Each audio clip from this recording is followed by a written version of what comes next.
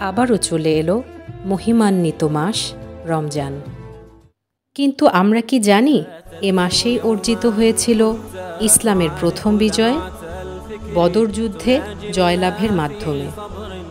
তাছাড়াও এই রমজান মাসেই অর্জন করেছি মক্কা বিজয়, স্পেন বিজয়, সিন্ধু বিজয়, জয়লাভ করেছি আইনজালুতের যুদ্ধে, অ্যান্টিওকের যুদ্ধে। একের পর এক এই সমস্ত বিজয়ের পিছনে কি ছিল মুসলিমদের অনুপ্রেরণা? আল্লাহর দেয়া প্রতিশ্রুতির উপর তাওয়াক্কুল। ইসলামের রাজনৈতিক নেতৃত্বের অধীনে তাদের প্রাণপণ চেষ্টা। অথচ সোনালী অতীতের গৌরবগাথা আমাদের কাছে এখন রূপকথা। আজ আমরা চরমভাবে পরাজিত এক উম্মাহ। চির শক্তিধর মুসলিমরা আজ জরাগ্রস্ত।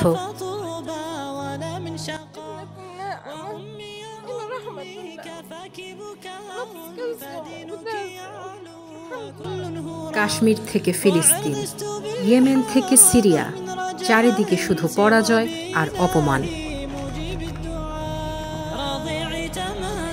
অথচ আমাদের মুসলিম দালাল শাসক গোষ্ঠী একদিকে মানবিক দুঃখ প্রকাশ করে, বাংলাদেশ ফিলিস্তিনের পাশে সবসময় আছে, ভবিষ্যতেও থাকবে। অন্যদিকে কাফিরদের সহায়তা পাঠায়। যেমন ইসরায়েলে বিদ্যুৎ এবং ইস্পাত রপ্তানি করছে তুরস্ক, আজারবাইজান দিচ্ছে তেল।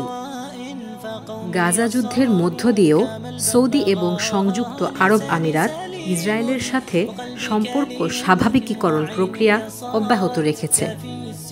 মিশর তার সুপ্রশিক্ষিত সেনাবাহিনী না পাঠিয়ে বরং ব্যারাকে আটকে রেখেছে। রক্তাক্ত হৃদয় নিয়ে আমরা ভাবি বিজয় আর কত দূরে। এদিকে আমাদের ঈমান বলে বিজয় তো আল্লাহ সুবহানাহু ওয়া তাআলার ওয়াদা।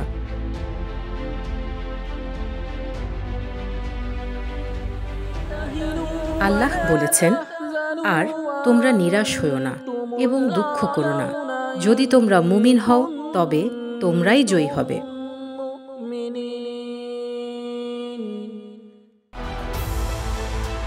তাই কি করলে আমরা আবারও শুনতে পাবো বিজয়ের জয়ধ্বনি? আসুন আজ সে বিষয়ে আলোচনা করি।